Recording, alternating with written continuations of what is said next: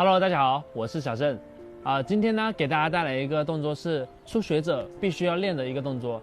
这个动作名称叫做练鸟犬。很多人刚开始健身的时候呢，核心稳定是很差的，然后核心也没有力量，所以这个动作非常适合新手做，因为它是基础的一个动作。那么我接下来给大家示范一下这个动作怎么做。首先，我们先准备好一张瑜伽垫，然后四足支撑。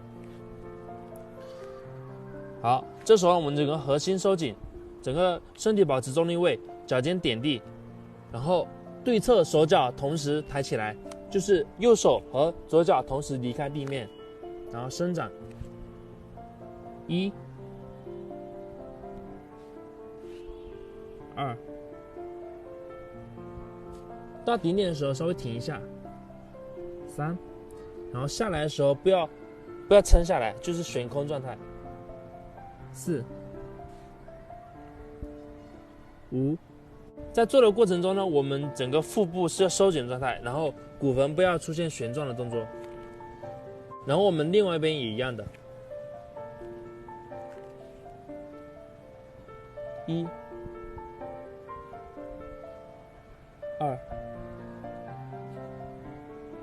3、4、5 ，OK。在做这个动作的时候，我们整个核心是要收紧紧的，不要让骨盆和腰椎产生旋转，这样子才能有效的提高我们的核心稳定。建议大家做这个动作的时候，每组做10次，然后进行4组的训练，间歇时间保持在60秒。